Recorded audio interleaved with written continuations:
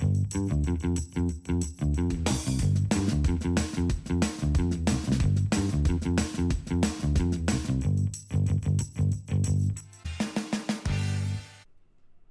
to episode 8, the final episode of our season. Today we're tackling a subject that resonates deeply with so many families, welcoming new members into the home.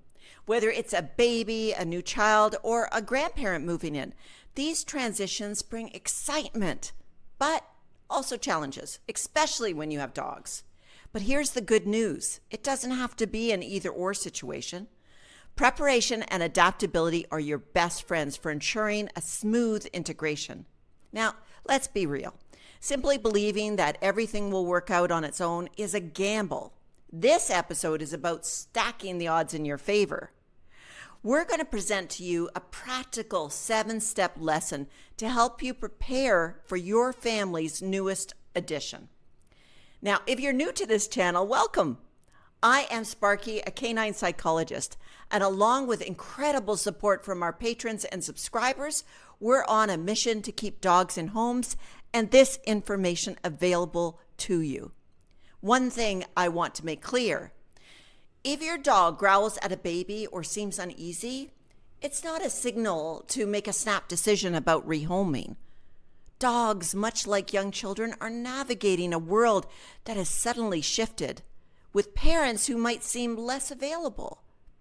With the right care, planning, and preparation, you can ensure your entire family, 2- and 4-legged, thrives in harmony.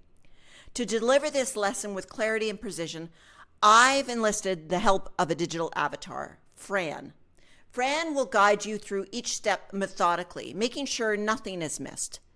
This topic is close to my heart because I've heard from so many dog parents with reactive dogs who feel anxious about bringing a new family member into the mix. Let me reassure you, it's not only possible, but it can be a joyful experience with the right approach. So let's dive in. You can have it all, a loving, balanced home where every family member, canine and human, feels safe, connected, and cherished. Let's get started. Hi, I'm Fran. I am a digital avatar, and I will walk you through 7 steps Sparky has designed to get you ready for any of the following scenarios: a new baby's arrival, an older adult coming to live with you, or a new child joining the family. These 7 steps assumes you may have more than one dog that has emotional sensitivities, like reactivity.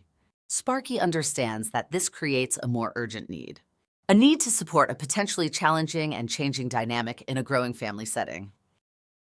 Let's face it, we are seeking to keep dogs in homes regardless of the changes to your expanding family, and do so while achieving harmony in the home.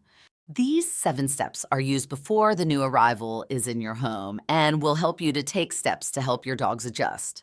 Let's dig into it, but before we do, did you know the simple task of subscribing helps keep Sparky's original and cutting-edge information free? And when you subscribe, you know you are helping keep dogs in homes, because when dogs have complex problems, you need answers, and they are not readily available when dealing with the more challenging behaviors. Click subscribe now and we'll get started in 3 seconds. Don't worry, I will wait.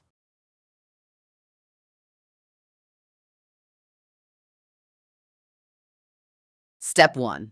Start by introducing new items like baby swings, cribs, or strollers, or walkers and canes, or perhaps larger child toys. Bring them into a calm environment. Invite dogs to sniff and explore these items at their own pace.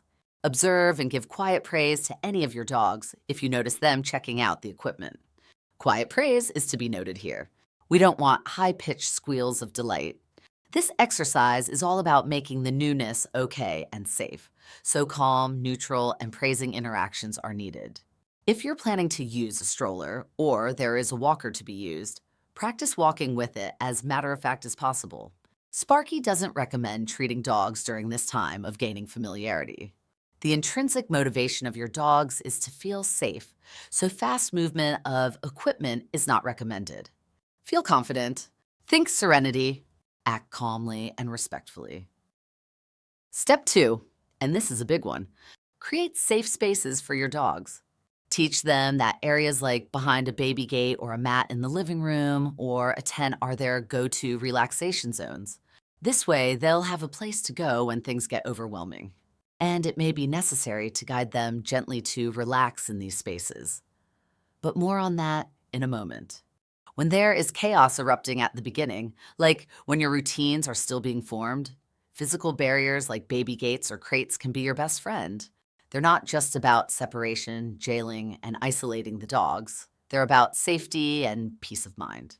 These tools give your dog a chance to decompress while you focus on baby time or care time. But be careful to prepare your dog in advance of needing these. The dog's emotional state must be considered along with your own needs. For any time we isolate a dog from us, it can easily cause emotional pain that can be equivalent to physical pain. Instead, we want to teach the dogs that a space for them is a place of relaxation. It needs to feel to them like the spa to us, yes? A place behind a baby gate or a crate with no door is a welcome retreat where no one ever bothers them. Make this your reality before your new arrival, and you will be able to use them securely and with the confidence that you are fostering harmony in the family. Step 3. Now, let's talk about kids and dogs, or any other vulnerable human. It's so important to teach a child, a young person, or those who've never lived with dogs, how to interact with them in ways that are safe and respectful. Statistically, young boys under the age of 3 are most likely to get bitten. Sparky advocates that any child under the age of 3 is not left alone with any dog, ever. She recommends that dogs and children under 3 are never allowed together unless there are 2 trained adults focused and available to monitor the dogs. They must be aware of a dog's signals of stress and know how to reset the situation if stress is seen. After the age of 3, studies show children are more able to recognize dogs' stress signals and respond effectively. Use tools like Dog Gone Safe to show them what dog warning signs look like. Things like side eyes, growling, lip licking, and turning away. For older children and adults, make sure they are aware of your dog's preferences and dislikes early, allowing respect and friendship to be fostered. Take time to teach them simple interactions that establishes bonding. And remember step 2, creating safe spaces? You will need to teach everyone when the dog is in their safe space not to disturb them or tease them in any way. No crawling into the tent to see what it's like. Make sense? You can also set simple rules like hugging is for humans or let the dog eat in peace. By respecting the dog's space, kids play a key role in creating a calmer environment for everyone. Step 4. As your baby starts crawling and walking, it's time to reassess boundaries. For your dogs, make sure resources like toys and affection are abundant and any signs of resource guarding are managed. You can watch episode 7 on multi-dog families to learn more about how to overcome normal challenges found in having distinctive personalities and emotional sensitivities amongst your dog kids. Step 5. Gradually include your dogs in family activities like stroller walks or exercise walks with a cane or walker. The key is when life evolves and things change, learn to adapt to the new dynamics at every stage with calm and safe strategies. By preparing your dogs early, teaching your new additions about respectful interactions, and building safe environments, you're setting everyone up for success. Educating your whole family is the foundation for a harmonious home. Listening to the Dog Parentology podcast teaches you valuable information to share with your loved ones and stay up to date. Step 6. Next, let's build some sensory-based positive associations. Scent is so much more to dogs than our own use of it. Scent is full of information to dogs. The other senses, sight, hearing, touch, and taste, are all valuable tools as well and work wonderfully to help your dog in advance of a new arrival. For a baby, bring home a blanket or item with the baby's scent before they arrive home. For a young child or older adult, bring any item of clothing that has been unwashed like a t-shirt. Let your dog sniff it and pair this with calm praise and a gentle smile. The goal here is simple: to make the new arrival's presence feel rewarding and safe. Now, beyond scent, if there is visual challenges like lurching, limping, or crawling, they will need to be introduced to your dog. Here, you want to find visual cues the dogs can practice being calm around. The same with noise. A baby's cry can become intolerable to dogs with noise sensitivities. Record and play baby crying during enjoyable existing games with your dogs may be helpful to associate positive experience with the noise of the cries. Step 7. Establishing calm and predictable routines is essential when preparing your dog for new additions to the family, whether it's a baby, a child, or an elder. Dogs who are easily overstimulated or prone to resource guarding benefit greatly from a structured environment that reduces unpredictability and promotes impulse control. Proactively designate mealtime rules before the new family member arrives. For example, keep your dog out of the kitchen during toddler snack times or meal preparation to avoid food-related conflicts and overstimulation. But remain fair. Can food time for the dog be at the same time as the other family members? Prevent your dog from being under high chairs or tables during meals, where dropped food, noise, and movement can heighten stress and lead to reactive behaviors. Set up a comfortable and quiet safe zone where your dog can retreat during high-energy family moments, ensuring they always have a predictable place to decompress. Adhering to these routines and adapting them as needed is key to supporting your dog's sense of security. Observe how your dog responds to the changes and adjust routines to maintain balance and prevent triggers. Teaching toddlers not to share food with dogs is critical, as it reduces confusion and minimizes opportunities for resource guarding. Calm, consistent routines encourage your dog to build impulse control and trust in the evolving household dynamic.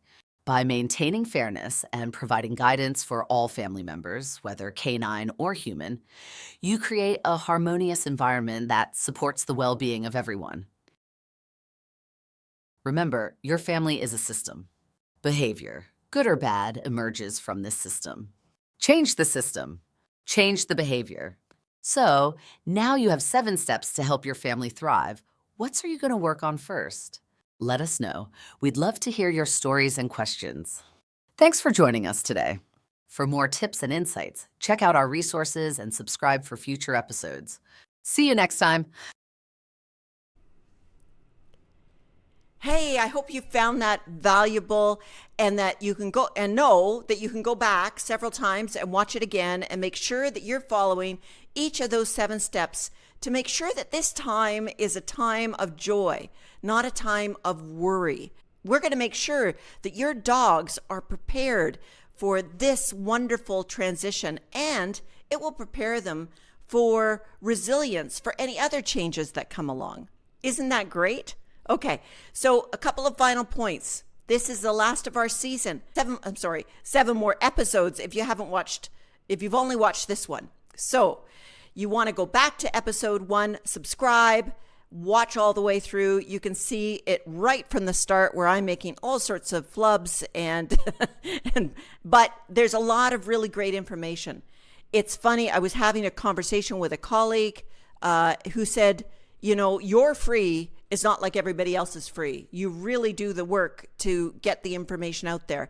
And that's the mission. And I have to say, I'm so glad in 2024 that we were able to have so many patrons and subscribers join us on this mission. And my hope is that we get more.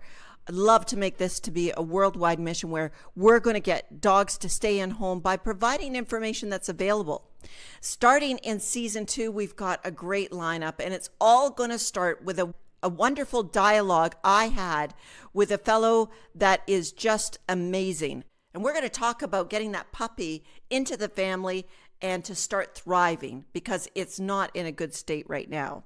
We're also going to talk about what success means, both for you as a dog parent, what it means for us as dog professionals, and what it means to your dog.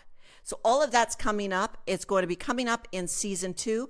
We're going to take about a month and a half off for actually, big news, I'm moving. And we're going to be moving across provinces here in Canada.